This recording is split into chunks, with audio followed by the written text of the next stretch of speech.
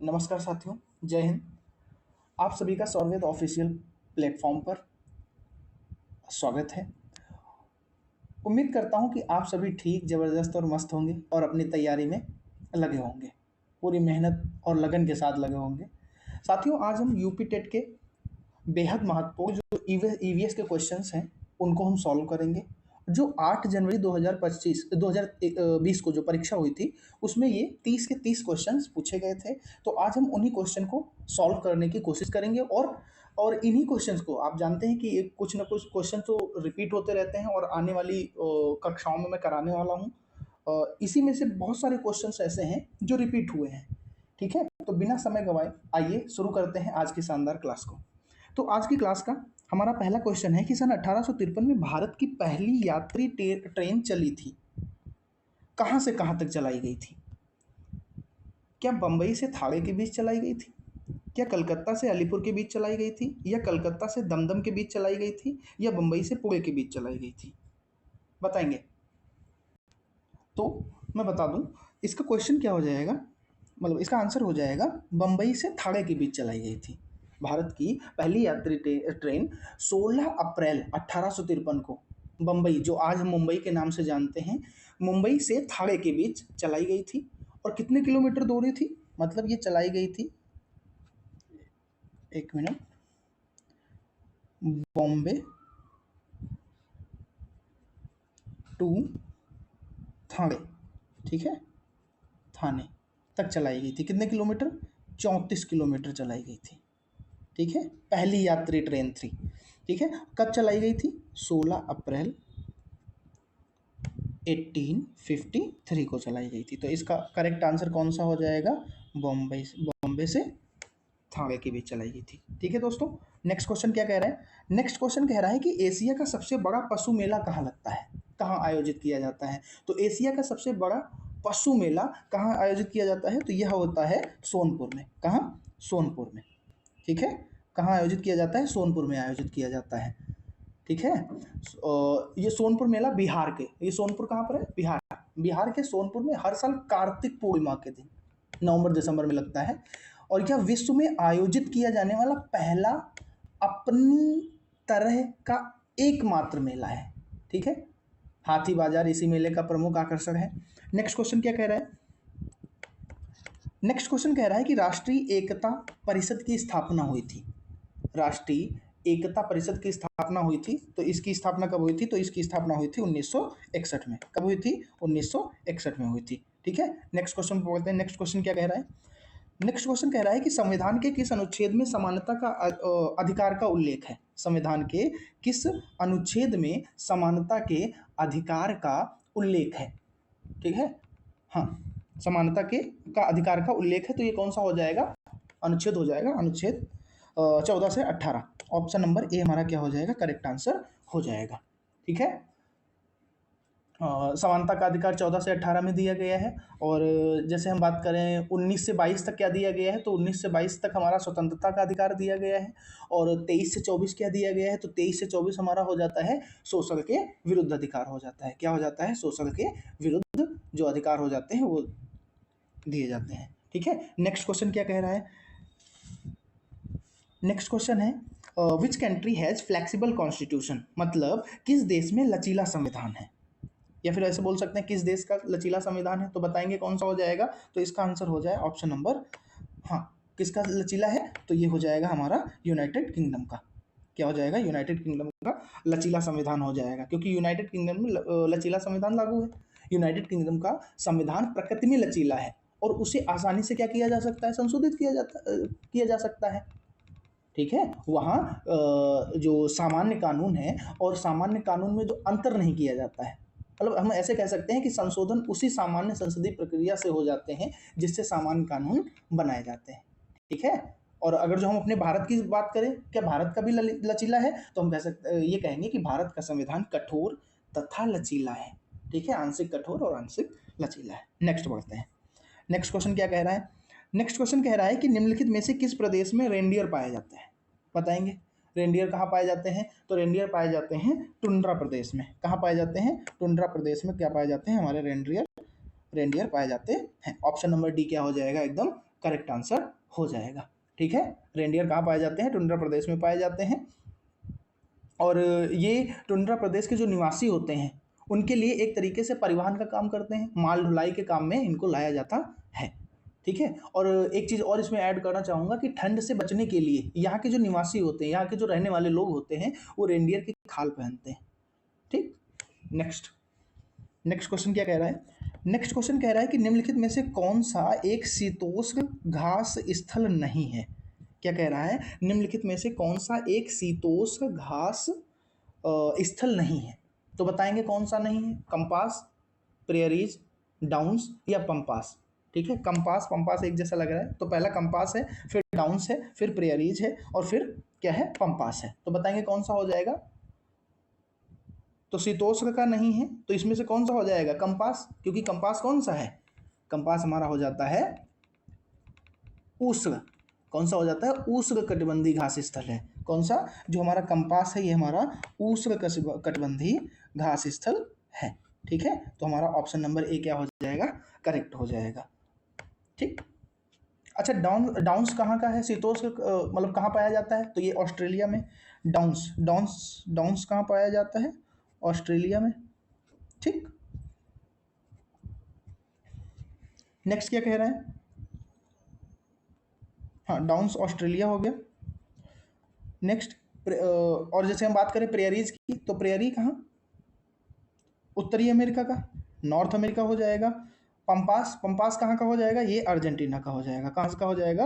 Argentina का हो जाएगा। ठीक, नेक्स्ट क्वेश्चन पे बढ़ते हैं। नेक्स्ट क्वेश्चन क्या कह रहा है? नेक्स्ट क्वेश्चन कह रहा है कि जनसंख्या के आकार के अनुसार वृहत्तम महाद्वीप है। जनसंख्या के आकार के आधार पर या अनुसार वृहत्तम महाद्वीप है, मतलब largest continent is according to population size. ठीक है, तो कौन सा हो जाएगा? वो एशिया हो जाएगा। जाहिर सी बात है, जहाँ हम रह रहे हैं। ठीक है, जिस कॉन्टिनेंट में है उसे क्या बोलते हैं? एशिया बोलते हैं। सबसे बड़ा एशिया ही है। Next, south America. Third, next दक्षिण अफ्रीका, फिर साउथ अमेरिका, फिर नॉर्थ अमेरिका, फिर अंटार्कटिका, फिर यूरोप, फिर ऑस्ट्रेलिया। नेक्स्ट क्वेश्चन में बढ़ते हैं। नेक्स्ट क्वेश्चन क्या कह रहा है? नेक्स्ट क्वेश्चन कह रहा है कि भारत में थारू जनजाति कहाँ निवास करती है? थारू जनजाति क्या उत्तर प्रदेश के तराई क्षेत्र में पाई जाती है, या उत्तराखंड में पाई जाती है, झारखंड में, या थार मरुस्थल में पाई जाती है? बताएंगे कहाँ पाई जाती है? तो ये जो थारू होती है, थारू जनजाति है, उत्तर प्रदेश के तराई क्षेत्र में भी पाई जाती है। ठीक है, जो पश्चिम बंगाल जैसे नैनीताल उत्तराखंड से लेकर पूर्व में देवरिया जनपद तक पाई जाती है। और ये हिंदू धर्म जो है ये मानते हैं, मतलब इस हिंदुओं के सभी त्यौहार मानते हैं। मतलब ये जो थारू जनजाति के लोग होते हैं, ठीक है, हिंदू धर्म को फॉलो करते हैं, और हिंदुओं के जितने भी क्या होते हैं हमारे त्यौहार होते हैं उनको फॉलो करते हैं, या दीपावली के त्यौहार को शोक पर्व के रूप में मनाते हैं। ठीक है, तो अब ये पता करके आएंगे कि शोक पर्व के रूप में क्यों मनाते हैं। ठीक, मगर इसके आंसर की बात करें तो जो आयोग की उत्तर की आई थी उसमें ए और बी, मतलब उत्तराखंड और, मतलब ए और बी दोनों माना था। उत्तराखंड और उत्तर प्रदेश के तराई क्षेत्र दोनों को माना गया है। ठीक है, नेक्स्ट क्वेश्चन पर आगे बढ़ते हैं। नेक्स्ट क्वेश्चन क्या कह रहा है? नेक्स्ट क्वेश्चन कह रहा है कि भिलाई इस्पात संयंत्र स्थित है। Bhilai steel plant is situated in which state? बताएंगे भाई साहब। हाँ दोस्तों, कौन सा हो जाएगा? झारखंड हो जाएगा, छत्तीसगढ़ हो जाएगा, या ओडिशा, या मध्य प्रदेश? तो इसका करेक्ट आंसर हो जाएगा कि भिलाई इस्पात संयंत्र भारत के छत्तीसगढ़। भिलाई कहाँ है? छत्तीसगढ़। तो छत्तीसगढ़ के भिलाई में स्थित इस्पात कारखाना है। ठीक है, तो इसका करेक्ट आंसर कौन सा हो जाएगा? तो ऑप्शन नंबर बी हो जाएगा, छत्तीसगढ़। ठीक है, इसकी स्थापना कब हुई थी? सोवियत संघ की स्थापना की सहायता से हुई थी 1955 में। कब? 1955 में हुई थी। कब? 1955 में हुई थी। 85 नहीं है, 1955 है। ठीक है, नेक्स्ट क्वेश्चन क्या कह रहा है? नेक्स्ट क्वेश्चन कह रहा है कि भारत में महिलाओं के लिए आरक्षण की व्यवस्था कहाँ है? भारत में महिलाओं के लिए आरक्षण की व्यवस्था कहाँ है या कहाँ की गई है? तो बताएंगे। विधानसभा में की गई है, मंत्रिमंडल में की गई है, पंचायती राज संस्थाओं में की गई है, लोकसभा में की गई है। तो इसका करेक्ट आंसर कौन सा हो जाएगा? Option number C. क्या हो जाएगा? ऑप्शन नंबर सी हो जाएगा, जो कि क्या दिया गया है? पंचायती राज संस्थाओं में दी गई है। भारत में महिलाओं के लिए आरक्षण की व्यवस्था पंचायती राज संस्थाओं में की गई है। ठीक है, ऐसे बोल सकते हैं कि इसमें वह संख्या भी शामिल हो सकती है जिसके तहत अनुसूचित जाति एवं जनजाति की महिलाओं को भी आरक्षण दिया जाता है, ठीक है, लेकिन वो 1/3 से कम ना हो। नेक्स्ट क्या कह रहा है, नेक्स्ट क्वेश्चन है, किसी राज्य के राज्यपाल की नियुक्ति के लिए कम से कम आयु होनी चाहिए। तो बताएंगे कम से कम आयु होनी चाहिए राज्यपाल की नियुक्ति के लिए, बताएंगे किसी राज्य के राज्यपाल की नियुक्ति के लिए कम से कम क्या आयु होनी चाहिए। मैं बता दूं कि इसका जो प्रावधान किया गया है किसी राज्य के राज्यपाल की नियुक्ति के लिए उसकी उम्र क्या होनी चाहिए, तो आर्टिकल नंबर 157 में जो आयु का प्रावधान है इससे रिलेटेड हमारा अनुच्छेद 157 है, ठीक है, राज्यपाल से संबंधित। तो इसका करेक्ट आंसर हो जाएगा कि 35 वर्ष।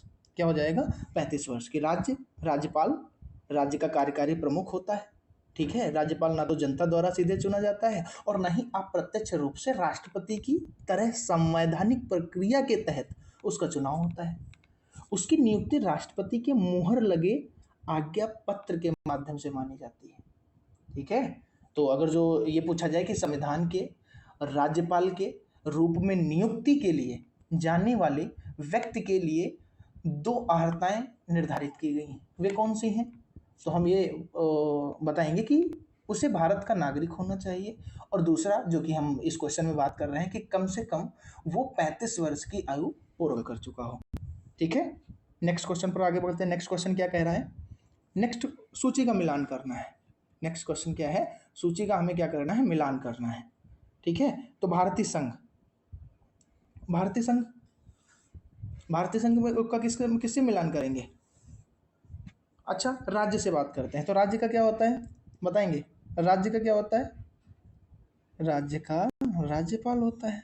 अभी हमने राज्यपाल की उम्र की बात की, कितनी कम से कम होनी चाहिए, 35 वर्ष होनी चाहिए। किस अनुच्छेद में दिया गया, अनुच्छेद 157 में दिया गया। अच्छा, नगर निगम का क्या होता है, तो नगर निगम का क्या होता है, मेयर होता है।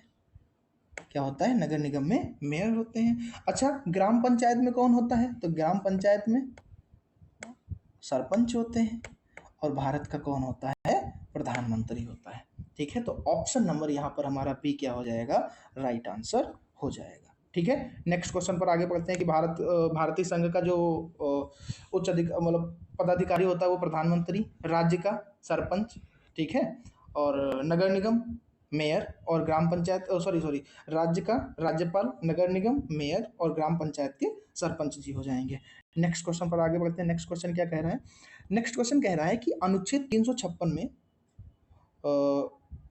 अनुच्छेद 356 का प्रथम प्रयोग कब और कहाँ हुआ था, when and where article 356 was used first, ठीक है। फर्स्ट टाइम हमने जो अनुच्छेद 356 है इसका उपयोग कहाँ पर किया था, कहाँ पर प्रयोग किया गया था, तो इसका जो पहली बार उपयोग किया गया था, प्रयोग किया गया था, वो कहाँ किया गया था, हाँ 1959 में किया गया था, वो भी केरल में किया गया था। कब किया गया था, 1959 केरल में किया गया था, ठीक है। नेक्स्ट क्वेश्चन पर आगे बढ़ते हैं। नेक्स्ट क्वेश्चन क्या कह रहा है, नेक्स्ट क्वेश्चन कह रहा है कि नगर निगम द्वारा कौन सा कर लगाया जा सकता है, नगर निगम द्वारा कौन सा कर लगाया जा सकता है। तो नगर निगम द्वारा, क्या नगर निगम में मकान होते हैं, बिल्कुल होते हैं। क्या टोल टैक्स लगाया जा सकता है, बताएंगे, बिल्कुल लगाया जा सकता है। क्या मनोरंजन कर लगाया जा सकता है, बिल्कुल लगाया जा सकता है। तो यहाँ पर हमारा करेक्ट आंसर क्या हो जाएगा, उपरोक्त सभी हो जाएंगे, ठीक है, क्योंकि नगर निगम सर्वोच्च शहरी स्थानीय व्यवस्था है। 5 लाख से अधिक जनसंख्या वाले शहर से क्या बनता है, नगर निगम बनता है। और हर नगर निगम का एक अध्यक्ष होता है, उसे क्या बोलते हैं, अभी हमने ऊपर बात की, मेयर बोलते हैं, महापौर कहते हैं। और नगर निगम शहर में निजी मकान हो, जमीन पर हो, गृह पर क्या लगा सकता है, वो कर लगा सकता है। नगर निगम चुंगी भी कर ले सकता है, ठीक है, जो टोल टैक्स होता है उसे चुंगी बोलते हैं। और इन करों के अलावा और अगर जो कर की बात की जाए तो मनोरंजन टैक्स भी ले सकता है, जैसे कि फिल्म, हम सिनेमा हॉल जाते हैं कि नहीं, थिएटर जाते हैं कि नहीं जाते हैं, तो फिल्म का टैक्स देते हैं, ठीक है। सर्कस में देते हैं कि नहीं देते हैं, नौटंकी, ये तो हर जगह देना पड़ता है। नेक्स्ट क्या कह रहा है, नेक्स्ट क्वेश्चन है, नेक्स्ट क्वेश्चन कह रहा है कि संसार का सर्वाधिक समस्या कारक जलीय खरपतवार जिसे बंगाल का आतंक भी कहते हैं, क्या कहते हैं, बंगाल का आतंक भी कहते हैं, वह है, क्या है बताएंगे, बंगाल का आतंक किसे कहते हैं, तो कौन सा हो जाएगा, वो हो जाएगा जलकुंभी। क्या हो जाएगा, जलकुंभी, जिसे हम क्या बोलते हैं, जिसे बोलते हैं एखोर्निया क्रॉसिपस, क्या बोलते हैं, एखोर्निया क्रॉसिपस, ठीक है, जलकुंभी उसे बोला जाता है। तो ऑप्शन नंबर बी यहाँ पर क्या हो जाएगा, हमारा करेक्ट आंसर हो जाएगा, ठीक है। एखोर्निया क्रॉसिपस जो है, या फिर बोल सकते हैं जलकुंभी जो है, जो पानी में तैरने वाला एक तेजी से फैलता है ये, ठीक है, जलीय खरपतवार है, ठीक है। और ये जो पौधा होता है ये रुके हुए जल में सर्वाधिक वृद्धि करता है, सबसे ज्यादा उसी में वृद्धि करेगा, ठीक है, जो जल से ऑक्सीजन खींच लेता है, जिसके परिणाम स्वरूप क्या होता है, मछलियां, और मछलियों की ऑक्सीजन की जरूरत होती है पानी में, तो मछलियां क्या हो जाती हैं, मर जाती हैं, ठीक है। और जलकुंभी सबसे पहले भारत में बंगाल में अपने खूबसूरत फूलों और पत्तियों के कारण लगाया गया था, और भारत में इसे बंगाल का आतंक कहा जाता है, ठीक है, टेरर और बंगाल। नेक्स्ट क्वेश्चन क्या कह रहा है, नेक्स्ट क्वेश्चन पढ़ते हैं, एक एक क्वेश्चन ध्यान से करिएगा और हो सके तो उसका नोट्स भी बना लीजिएगा, ठीक है, क्योंकि इनमें से डिक्टो क्वेश्चन कुछ ना कुछ मिलने वाले हैं, ठीक है। तो ध्यानपूर्वक पढ़ते हुए चलिए, घबराइए नहीं कि परीक्षा के इतने दिन बचे हैं, कोई दिक्कत नहीं है, बेझिझक होकर परीक्षा देने जाइए और सब एग्जाम पास करेंगे, ठीक है, कोई हवा नहीं आता एग्जाम।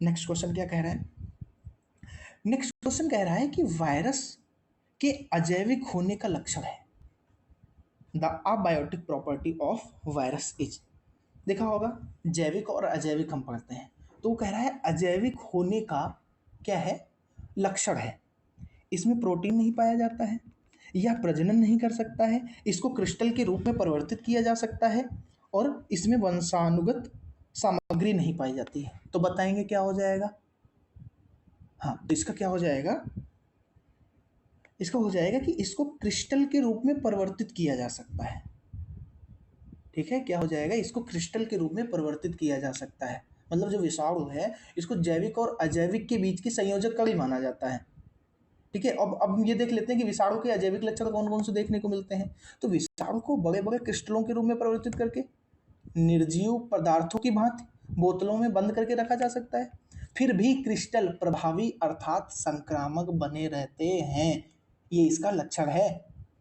और अगर जो जैविक के लक्षण देखे जाए, विषाणु जो जैविक है उसके लक्षण देखे जाए, तो वायरसों में माप, आकृति एवं जो संरचना संरचना के जो लक्षण होते हैं, निर्जीव वस्तुओं की भांति अनिश्चित न होकर, जैसे निर्जीव वस्तु होती है ना, उनकी जो संरचना आकृति होती है अनिश्चित होती है, ठीक है, ना होकर सजीव की भांति निश्चित एवं स्थायी होते हैं, तथा सजीव तंत्रों के जो संगठन में भाग लेने वाले विविध पदार्थों से ही दो प्रमुख पदार्थों के बने होते हैं, ठीक है, मुझे लग रहा है कि समझ में आ रहा होगा, ठीक है। आप सिर्फ और सिर्फ ध्यान से सुनते जाइए और आंसर देखते जाइए, ठीक है। तो इसका करेक्ट आंसर कौन सा हो जाएगा, इसको क्रिस्टल के रूप में परिवर्तित किया जा सकता है, यही क्या है, इसके अजैविक होने का कारण है, ऑप्शन नंबर सी क्या हो जाएगा, करेक्ट आंसर हो जाएगा। नेक्स्ट क्वेश्चन क्या कह रहा है, पादप हार्मोन जो फलों को पकाने में सहायता करता है, बताएंगे, पादप हार्मोन वो कौन सा है जो फलों को पकाने में सहायता करता है, तो वो कौन सा हो जाएगा, हाँ वो कौन सा हो जाएगा, एथिलीन हो जाएगा, क्या हो जाएगा, एथिलीन हो जाएगा, ऑप्शन नंबर सी क्या हो जाएगा, करेक्ट आंसर हो जाएगा, ठीक है। एथिलीन को पकाने में प्रयोग किया जाए, एथिलीन एक गैसीय अवस्था में पाया जाने वाला पादप हार्मोन है, ठीक है, गैसीय अवस्था में पाया जाता है, गैसियस फॉर्म में, और इसका जो इस हार्मोन का जो निर्माण है पौधे के प्रत्येक भाग में होता है, और यह हार्मोन कच्चे फलों को पकाने में सहायता करता है, ठीक है। नेक्स्ट क्वेश्चन को पढ़ते हैं, नेक्स्ट क्वेश्चन क्या कह रहा है, नेक्स्ट क्वेश्चन कह रहा है कि स्वतंत्र रूप से भूमि में रहने वाला अवयवी जीवाणु जिसमें नाइट्रोजन स्थिरीकरण की क्षमता होती है, वह कौन है, बताएंगे, नाइट्रोजन स्थिरीकरण की क्या होती है, क्षमता होती है, वह कौन सा है, हाँ तो वो कौन सा हो जाएगा, इसका हाँ वो हो जाएगा ऑप्शन नंबर बी, क्या हो जाएगा, क्लॉस्ट्रिडियम, ठीक है, ऑप्शन नंबर बी क्या हो जाएगा, करेक्ट आंसर हो जाएगा। ठीक है, जैसे जो क्लोस्ट्रिडियम होता है एक ग्राम पॉजिटिव रॉड के आकार का बैक्टीरिया है। यह स्वतंत्र रूप से भूमि में रहने वाला अवायवीय जीवाणु है जिसमें नाइट्रोजन स्थिरीकरण की क्षमता होती है। ठीक है, ये जीवाणु वायुमंडल नाइट्रोजन को नाइट्रोजनी यौगिकों जैसे नाइट्रेट में बदल देते हैं जिसे पौधे आसानी से ग्रहण कर लेते हैं। जबकि राइजोबियम, सब लोग राइजोबियम को सोच रहे होंगे, जबकि राइजोबियम सहजीवी के रूप में लेग्यूमिनेसी कुल के पौधे जैसे कि मटर हो गया, जैसे लेग्यूमिनोसी का जो कुल के जो पौधे होते हैं, कौन सा मटर हो गया, कि जड़ों की गांठों में पाए जाते हैं। ठीक है, जो जड़ें होती हैं उनकी जो गांठें होती हैं, ठीक है, हाँ, जो रूट नोड्यूल्स होते हैं उनमें पाए जाते हैं। इन जीवाणुओं में भी वायुमंडल की स्वतंत्र नाइट्रोजन को नाइट्रोजन यौगिक में बदलने की क्या होती है, सामर्थ्य होती है। नेक्स्ट क्वेश्चन क्या कह रहा है, नेक्स्ट क्वेश्चन पे पढ़ते हैं। कह रहा है कि किस प्रकार का डीएनए कोशिका में सामान्य रूप से पाया जाता है, बताएंगे किस प्रकार का डीएनए कोशिका में। जैसे वाटसन एंड क्रिक, याद आया, वाटसन एंड क्रिक ने जिस डीएनए का अणु की संरचना का प्रतिरूप प्रस्तुत किया था उसे अब बीडीएनए कहते हैं। ठीक है, बीडीएनए सभी कोशिकाओं के सामान्य रूप में पाया जाता है। तो ऑप्शन नंबर क्या हो जाएगा इसका, बी करेक्ट आंसर हो जाएगा, बीडीएनए। ठीक है, क्या हो जाएगा, बीडीएनए। ठीक, नेक्स्ट क्वेश्चन क्या कह रहा है, नेक्स्ट क्वेश्चन कह रहा है कि निम्न में से कौन सा अचल जीव है। क्या है, निम्नलिखित में से कौन सा अचल जीव है, अचल, तो कौन सा हो जाएगा, यूकेलिप्टस। क्या हो जाएगा, यूकेलिप्टस। ये क्या है, अचल जीव है। ये जो पोरीफेरा संघ होता है उसका एक जंतु है, यूकेलिप्टस पोरीफेरा संघ का जंतु है, और ये एक अचल जीव होता है जो चलने में सक्षम नहीं होते हैं। ठीक है, इसका जो दृढ़ आधार से चिपके रहते हैं ये। ठीक, नेक्स्ट क्वेश्चन क्या कह रहा है, नेक्स्ट क्वेश्चन कह रहा है कि प्रोटीन अणुओं की इकाई है, प्रोटीन अणुओं की इकाई है। क्या कह रहा है कि प्रोटीन अणुओं की इकाई है, बताएंगे प्रोटीन अणुओं की इकाई है। क्या वो वसा अम्ल है, अमीनो अम्ल है, विटामिन है, ग्लूकोज है, तो करेक्ट आंसर हो जाएगा अमीनो अम्ल हो जाएगा। ठीक है, अमीनो अम्ल प्रोटीन के निर्माण की इकाई होते हैं। प्रोटीन में जो अमीनो अम्ल पेप्टाइड बंध होते हैं ना, उनके द्वारा एक दूसरे से जुड़े होते हैं, और लगभग 20 अमीनो अम्ल सभी प्रोटीनों में पाए जाते हैं। ठीक है, अमीनो एसिटिक जो अम्ल है सबसे सरल अमीनो अम्ल है। ठीक, नेक्स्ट क्वेश्चन पे बढ़ते हैं। नेक्स्ट क्वेश्चन क्या कह रहा है, क्वेश्चन नंबर 23 पे चलते हैं। निम्न में से कौन सा अंग पादप कोशिकाओं में अनुपस्थित होता है, बताएंगे कौन सा अंग पादप कोशिकाओं में अनुपस्थित होता है, तो वो हो जाएगा सेंट्रोसोम। क्या होता है, सेंट्रोसोम क्या होता है, अनुपस्थित होता है। जैसे जो सेंट्रोसोम होता है पादप कोशिकाओं में नहीं पाया जाता है, यह जंतु कोशिका के केंद्र के जो समीप जो साइटोप्लाज्म होता है या कोशिका द्रव्य होता है उसमें पाया जाता है। ठीक है, और ऐसे कह सकते हैं कि हाँ, सेंट्रोसोम को हिंदी में तारक काय बोलते हैं। ठीक है, तो हम बोल सकते हैं कि तारक काय के दो प्रमुख भाग होते हैं। पहला कौन सा होता है, सेंट्रियोल होता है, दूसरा कौन सा होता है, सेंट्रोस्फियर होता है। ठीक है, पहला सेंट्रियोल, दूसरा सेंट्रोस्फियर होता है। अच्छा, सेंट्रोस्फियर क्या करता है, कोशिका विभाजन में मदद करता है, और जबकि जो प्लास्टिड्स होते हैं जिसे लवक बोलते हैं, रिक्तिकाएं होती हैं जिसे वैक्यूल्स बोलते हैं, तथा सेलुलोज कोशिका भित्ति पादप कोशिकाओं में पाई जाती हैं। ठीक है, नेक्स्ट क्वेश्चन पढ़ते हैं। नेक्स्ट क्वेश्चन क्या कह रहा है, कह रहा है कि मनुष्य के शरीर की सबसे बड़ी ग्रंथि, बताएंगे, सबसे आसान क्वेश्चन है, और याद रखें यही क्वेश्चन आने वाले हैं, इनमें से 100% कोई ना कोई क्वेश्चन पूछे जाएंगे इसमें से। ठीक है, तो और ये क्वेश्चन बिल्कुल याद करके जाएं। ठीक है, तो कह रहा है कि मनुष्य के शरीर की सबसे बड़ी ग्रंथि कौन सी है, तो ये क्वेश्चन मैं पहले करा भी चुका हूँ और पूछा भी जा चुका है, कई बार पूछा गया है, तो इसका करेक्ट आंसर हो जाएगा यकृत। नेक्स्ट क्वेश्चन क्या कह रहा है, नेक्स्ट क्वेश्चन कह रहा है कि उत्तर प्रदेश का राज्य की पक्षी क्या है। लग रहा है ना ये रिपीट हुआ क्वेश्चन, कई बार पूछा जा चुका है, तो कौन सा हो जाएगा, सारस क्रेन हो जाएगा। ऑप्शन नंबर डी क्या हो जाएगा, करेक्ट आंसर हो जाएगा। ठीक है, अच्छा, राजकीय पशु की बात करें तो क्या हो जाएगा, राजकीय पशु तो हो जाएगा बारहसिंगा। क्या हो जाएगा, बारहसिंगा। ठीक, राजकीय पक्षी की बात करें तो क्या हो जाएगा, सारस हो जाएगा, सारस कृंज जिसे बोलते हैं। ठीक है, राजकीय वृक्ष कौन सा हो जाएगा, अशोक हो जाएगा। राजकीय पुष्प कौन सा हो जाएगा, पलाश हो जाएगा। ठीक है, मोर क्या है, मोर हमारा राष्ट्रीय पक्षी है। ठीक है, गौरैया, गौरैया दिल्ली का राजकीय पक्षी है। नेक्स्ट बढ़ते हैं, नेक्स्ट क्वेश्चन क्या कह रहा है, पूर्वा किस अधिवास में शामिल है, पूर्वा किस अधिवास में शामिल है। ठीक है, पूर्वा किस अधिवास में शामिल है। हम बोल सकते हैं कि पूर्वा ग्रामीण अधिवास में शामिल है। ठीक है, ऐसे बोल सकते हैं कि जैसे ग्राम और फॉर्म स्टेट भी ग्रामीण अधिवास के ही अंतर्गत आते हैं। ग्रामीण पूर्वा अधिवास जो होता है, गांवों में कई छोटी इकाइयों में प्रकीर्ण रूप से बसे रहते हैं। ये अधिवास सामान्यतः पश्चिम बंगाल, पूर्वी उत्तर प्रदेश, मध्य उत्तर प्रदेश और तटीय मैदानों में पाए जाते हैं। ठीक है, नेक्स्ट क्वेश्चन बोलते हैं। नेक्स्ट क्वेश्चन क्या कह रहा है, तो इसका करेक्ट आंसर कौन सा हो जाएगा। हाँ, नेक्स्ट क्वेश्चन क्या कह रहा है, कह रहा है कि कौन सा ज्वालामुखी पर्वत है, बताएंगे कौन सा ज्वालामुखी पर्वत है। क्वेश्चन नंबर 27, तो कौन सा है, किलिमंजारो। ऑप्शन नंबर सी क्या हो जाएगा हमारा करेक्ट आंसर हो जाएगा। किलिमंजारो क्या है, एक ज्वालामुखी पर्वत है जो तंजानिया में स्थित है। और ये कैसा है, ये निष्क्रिय ज्वालामुखी पर्वत है। ठीक है, ये दुनिया का सबसे ऊंचा मुक्त पहाड़ पर्वत है और साथ ही साथ विश्व का चौथा सबसे उभरा हुआ पर्वत है। ठीक है, अब हम आगे बढ़ते हैं। नेक्स्ट क्वेश्चन क्या कह रहा है, नेक्स्ट क्वेश्चन है एलिफेंटा द्वीप अवस्थित है। ठीक है, Elephanta island is located at Goa तट, मुंबई तट, गंगा डेल्टा या कच्छ तट। तो ये कहाँ हो जाएगा, एलिफेंटा। हाँ, ठीक है, तो ये हो जाएगा हमारा ऑप्शन नंबर बी, मुंबई के तट पर स्थित है। ठीक, कहाँ, मुंबई के तट पर जो एलिफेंटा द्वीप है मुंबई तट पर अवस्थित है। यह द्वीप एक लोकप्रिय पर्यटन स्थल है जिसमें गुफा मंदिर हो गया, एलिफेंटा गुफाएं हो गई, जिसे चट्टानों से एक तरीके से बोल सकते हैं कि बनाया गया है, उकेरा गया है। ठीक, नेक्स्ट क्वेश्चन क्या कह रहा है, नेक्स्ट क्वेश्चन कह रहा है कि मानसूनी वन पाए जाते हैं जहां वर्षा होती है। बताओ वर्षा का लेवल कितना होता है, कितनी तक वर्षा होती है, वहां पर मानसूनी वन पाए जाते हैं।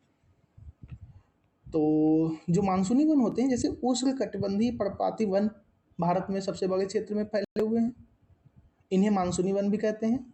और ये उन क्षेत्रों में एक तरीके से विस्तृत है जहाँ 70 सेंटीमीटर से 200 सेंटीमीटर तक क्या होती है, वर्षा होती है।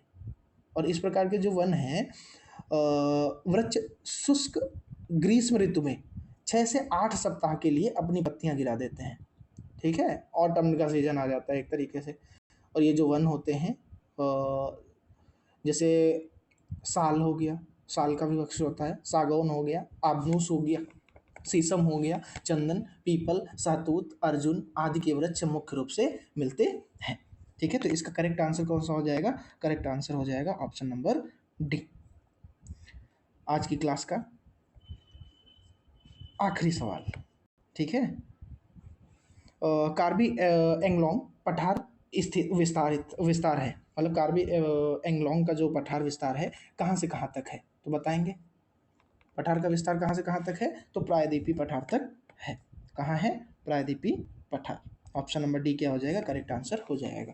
ठीक, तो दोस्तों ये थे हमारे 30 क्वेश्चन जो कि 8 जनवरी 2021 में पूछे गए थे। ठीक है, 8 जनवरी 2021 को पूछे गए हैं, 2020 को पूछे गए हैं, जिनको आपने बहुत अच्छी तरीके से समझा और आपने इन क्वेश्चंस को याद भी कर लिया होगा। क्योंकि हम ये जानते हैं कि प्रीवियस ईयर क्वेश्चंस का हमारे एग्जाम में बहुत बड़ा रोल होता है। ठीक है, तो मैं आशा करता हूँ आपको ये क्लास पसंद आई होगी। और अगर जो आपको क्लास ये पसंद आई हो तो एक छोटा सा लाइक तो ज़रूर बनता है, और चैनल को सब्सक्राइब करना बिल्कुल भी ना भूलें, जिससे मुझे मोटिवेशन मिलता रहे और मैं नई वीडियो आपके लिए लाता रहूँ। और मैं परीक्षा तक जितने भी क्वेश्चंस ईवीएस में पूछे गए हैं उन सभी को आपके लिए लेकर आऊँगा। ठीक है, तो नमस्कार दोस्तों, धन्यवाद, मिलते हैं नेक्स्ट क्लास में।